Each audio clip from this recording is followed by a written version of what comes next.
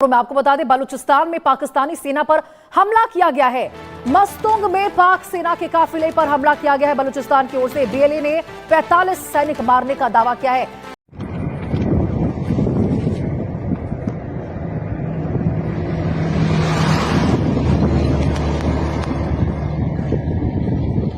Plane by the BLA's elite Fatah squad targeted a military convoy of troop transport buses.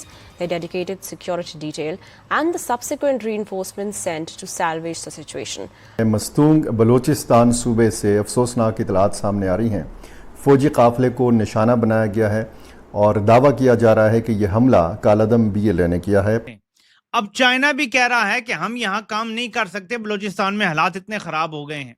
ये जुमेरात को 16 जुलाई यानी आज हुआ है और शदीद झड़पें हुई हैं। गुज़श्ता रोज मस्तूंग में फौजी काफिले पर बड़ा हमला हुआ है। तकरीबन 700 से जायद फौजी एहलकार का ये काफिला था। गाड़ियां इकट्ठी आ रही थी, बख्तरबंद गाड़ियां भी उनको जो है वो कानवाए गुजर रहा था। और बताया यह गया कि जिला मस्तूंग के इलाके ये खड कोचा में जुमेरात के रोज मुसल्लह अफराद ने पाकिस्तानी फोर्सेस के एक बड़े काफिले और उसकी सिक्योरिटी टीम को निशाना बनाया। मस्तूंग वाक़े के हवाले से दावे किए जा रहे हैं कि जी बहुत भारी जानी नुकसान हुआ है सिक्योरिटी फोर्सेस का। अंधाधुंध बस पे फायरिंग होगी तो बचने का कितना चांस होगा, कितने लोगों का? और एक बस नहीं थी, बसें थी। बताया जा रहा है एक बस नहीं थी, बसें थी। ये दावा किया जा रहा है कि इन बसों में छुट्टी पर जाने वाले जो फौजी हैं वो सवार थे और इसके हमले में कई बसें जो है हमले की जद में आ गईं। इनमें एक बख्तरबंद गाड़ी भी थी जो मुतासिर हुई है और ज़राए के मुताबिक काफिले में शामिल 10 बसों में से कई को नुकसान पहुंचा है, जबकि 4 बसें और दीगर गाड़ियों पर बराह रास्त निशाना बनाकर हमला किया गया। और फोर्सेस के इस काफिले में तकरीबन 10 बसें शामिल थीं जिनमें छुट्टी पर जाने वाले फौजी एहलकार सवार थे। मुसल्लह अफराद की जानब से काफिले पर किए गए हमले में कम से कम 4 बसों और सिक्योरिटी पर मामूर बख्तरबंद गाड़ियों को बराह रास्त निशाना बनाया गया, जिससे गाड़ियों को शदीद नुकसान पहुंचा है। ये ज़िला मस्तूंग का इलाका है कटकुचा। यहाँ जुमेरात के दिन मुसल्लह अफराद ने एक बड़े फौजी काफिले को निशाना बनाया और जिसके बाद इलाके में शदीद झड़पों का आगाज़ हुआ। और ये भी बताया गया है कि फ़ौरन इस वाक़े के बाद क्वेटा कराची कौमी शाहरा N25 जो है ये हर किस्म की ट्रैफिक के लिए इसको बंद कर दिया गया। कब तक आखिर ये सब होगा, आप मुझे बताएं? कब तक हम ये सब बर्दाश्त करेंगे? मेरा ये सवाल है सबसे। कोई लिमिट होती है ना हर चीज की। तो पाकिस्तानी कौम को एक टाइम आएगा, कहना पड़ेगा इनफ इज इनफ, अब बस कर दो। ज़राए का कहना है कि झड़पें ताहाल जारी हैं और अब तक 50 से जायद एहलकारों की हलाकत के दावे सामने आ रहे हैं। ताहम इसकी तादाद की आज़ादाना तस्दीक इस वक्त मुमकिन नहीं है। इस काफिले में बताया गया है कि मुतअद्दिद बसें शामिल थीं। एक बस को नज़र आतिश किया गया है, एक कार को नज़र आतिश किया गया है और इन बसों पर छुट्टी पर जाने वाले फौजी एहलकार सवार थे और इस जगह पे इनको निशाना बनाया गया। और जैसे मैंने आपको बताया कि जो कुमक रवाना की गई थी इसे मदीना होटल के करीब घात लगाकर निशाना बनाया गया। तो सूरत हाल आज़ाद कश्मीर में खुद कत्लेआम कर रहे हैं, बलूचिस्तान में कत्लेआम हो रहा है, ये भी कर रहे हैं।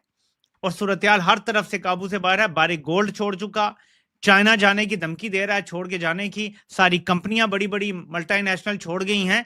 मीशत को इन्होंने बर्बाद कर दिया। इसीलिए तो मैंने दिन को आपको बताया था कि अब सऊदी अरब से फिर भीख मांग रहे हैं कि हमें 6-7 अरब डॉलर का 6-7 अरब डॉलर का हमें तेल दे दो मुफ्त, डेफर पेमेंट पे दे दो, और साथ हमें जो 8 अरब डॉलर रखा हुआ है हमारे स्टेट बैंक में उस पर इंटरेस्ट कम करके 1% कर दो और 15 साल के लिए हमें वो डिपॉजिट दे दो।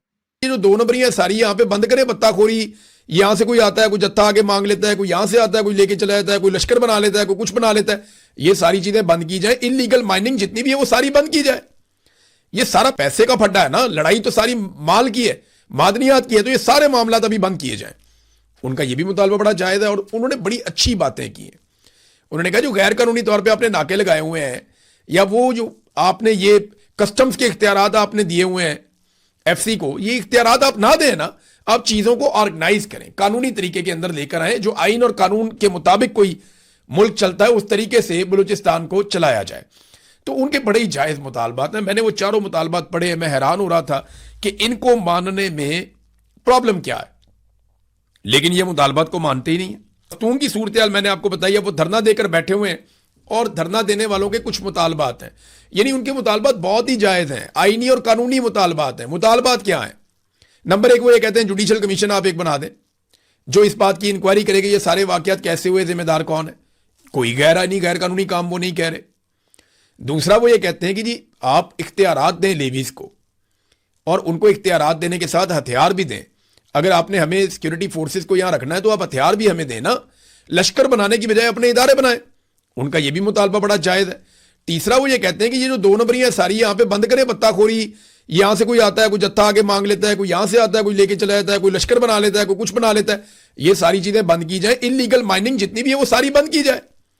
ये सारा पैसे का फड्डा है ना, लड़ाई तो सारी माल की है, मादनियात की है, तो ये सारे मामला अभी बंद किए जाएं। उनका ये भी मुतालबा बड़ा जायज है और उन्होंने बड़ी अच्छी बातें की हैं।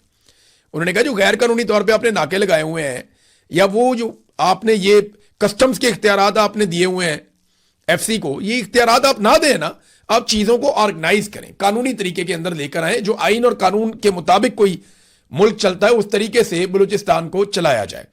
तो उनके बड़े ही जायज मुतालबात हैं। मैंने वो चारों मुतालबात पढ़े हैं, मैं हैरान हो रहा था कि इनको मानने में प्रॉब्लम क्या है, लेकिन ये मुतालबात को मानते ही नहीं है, बात सुनते नहीं है। चारों मुतालबात उनके जायज हैं और वो 8-9 दिन हो गए हैं वो वहां बैठे हुए अपनी लाशें रख के सड़कों के ऊपर। ये आसान नहीं होता, यानी आप एक लम्हे के लिए सोचे ना, किसी का प्यारा शहीद हो गया, किसी का बेटा होगा, किसी का भाई होगा, किसी का शौहर होगा, यानी वो पाकिस्तान के बेटे हैं ना, तो वो कितना मुश्किल है उनके रिश्तेदारों के लिए उनकी लाशों को सड़क पे रख के बैठना।